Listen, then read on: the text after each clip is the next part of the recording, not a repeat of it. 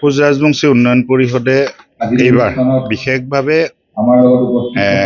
APSCৰ পিছত আমি APSC আপোনালোকে জানে যে APSC আমি ৭৫ গৰাকী ছাত্ৰ ছাত্ৰীক বিনামূলীয়াভাৱে আমি প্ৰশিক্ষণ আমি কোচিঙৰ ব্যৱস্থা কৰিছিলোঁ।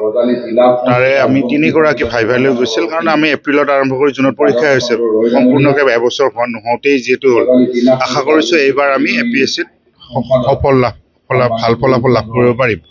তাৰ লগে লগে আমি এইবাৰ বিশেষভাৱে আমি স্কিল ডেভেলপমেণ্টৰ ক্ষেত্ৰত জোৰ দিছোঁ, আৰু লগতে APSC আৰু UPSC কেনেধৰণে পঢ়িব লাগে, প্ৰিপাৰেশ্যন কৰিব লাগে, তাৰ কাৰণে প্ৰিপাৰেশ্যন কোৰ্চ এটা ৩ মহীয়া, আৰু লগতে অন্যান্য প্ৰতিযোগিতামূলক পৰীক্ষাখিনিতো যাতে ভাগ ল'ব পাৰে তাৰ কাৰণে ৩ মহীয়া এটা কোৰ্চ, আৰু লগতে স্কিল ডেভেলপমেণ্টৰ ৩ মহীয়া কোৰ্চ।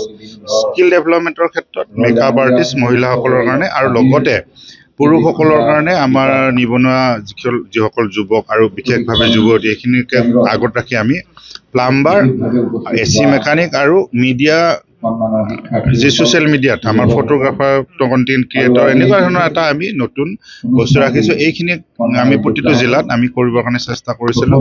সেই হিচাপে আজি বজালী জিলাত বিশেষভাৱে মেকআপ আৰ্টিষ্টৰ প্ৰায় ১০৪ গৰাকীয়ে ইয়াত ৰেজিষ্টাৰ হৈছে, আৰু ১০৪ গৰাকীয়ে আজি ইয়াত উপস্থিত আছে। আমি আশা ৰাখিছোঁ যে নিবনুৱা যুৱক যুৱতীসকলক কৰ্মসংস্থাপনৰ দিশে আগবঢ়াই নিয়াৰ ক্ষেত্ৰত কোচ ৰাজবংশী উন্নয়ন পৰিষদে এনেধৰণৰ পদক্ষেপ হাতত লৈ এই জাতিটোক আগুৱাই নিয়াৰ ক্ষেত্ৰত যথেষ্টখিনি অৰিহণা যোগাব। কোচ ৰাজবংশী উন্নয়ন পৰিষদে ইয়াৰ লগতে শৈক্ষিক দিশ বা এই দিশটোৰ লগতে আমি বিশেষভাৱে সাংস্কৃতিক দিশটোতো আমি কাম কৰিছোঁ। যোৱা আপোনালোকৰ ইয়াতে আমি নৃত্য প্ৰশিক্ষণ আমি শিবিৰ পাতিছিলোঁ, আৰু তাৰ ফলস্বৰূপে আজি ইয়াত নৃত্যৰ দলটো আপোনালোকে দেখাই পাইছে, নৃত্য দলে আমি নৃত্য প্ৰদৰ্শন কৰিছে। তাৰ লগে লগে শৈক্ষিক দিশ আৰু সাংস্কৃতিক দিশৰ লগতে আমি আন্তঃগাঁথনিৰ ক্ষেত্ৰত যথেষ্টখিনি গুৰুত্ব প্ৰদান কৰিছোঁ। আপোনালোকে জানে যে বজালী জিলাত ২,২০ লাখ টকাৰ চিলা ভৱন আমি নিৰ্মাণ কৰি উলিয়াইছোঁ। ইয়াৰ পথটি সম্পূৰ্ণ হোৱাৰ লগে লগে, কাম সম্পূৰ্ণ হোৱাৰ লগতে আমাৰ ইলেক্ট্ৰিচিটি সংযোগ হোৱাৰ লগে লগে এইটো ২ এদিনতে আমি মুকলি কৰিম। ইতিমধ্যে মাননীয় বিধায়ক মহোদয় আহিছিলে, ধৰ্মেশ্বৰ ৰায় ডাঙৰীয়া, তেখেতকো মই অৱগত কৰিছোঁ যাতে ৰাস্তাটো সোনকালে আমাক নিৰ্মাণ কৰি উলিয়াই দিয়ে।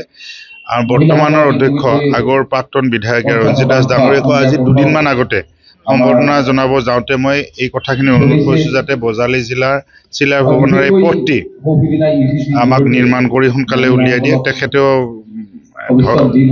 স্থানীয় বিধায়কৰ লগত লগ লাগি কামখিনি সোনকালে কৰি দিম বুলি আমাক আশ্বাস দিছে। এনেধৰণে আমি আমাৰ জাতিটোক আগুৱাই নিয়াৰ ক্ষেত্ৰত উন্নয়ন পৰিষদে আমি পদক্ষেপখিনি হাতত লৈছোঁ। আশা ৰাখিছোঁ আগন্তুক দিনত ঐতিহাসিক আমাৰ এই বজালী শিক্ষাৰ নগৰী বুলি কয় বজালী জিলাই এক গুৰুত্বপূৰ্ণ ভূমিকা লাভ কৰিব। চিলাৰ ভৱনটিয়ে আৰ্থ সামাজিক ক্ষেত্ৰত অকল কোচ ৰাজবংশী জনগোষ্ঠীয়ে নহয়, বিভিন্ন জাতি জনগোষ্ঠীয়ে চিলাৰ ভৱনটিৰ পৰা ইয়াত লাভৱান্বিত হ'ব পাৰিব, আৰু চিলাৰাই অকল কোচ ৰাজবংশীয়ে নহয়, সকলোৰে। যিকোনো খবৰৰ বাবে যোগাযোগ কৰক আমাৰ এই নম্বৰত 9181 307 2221।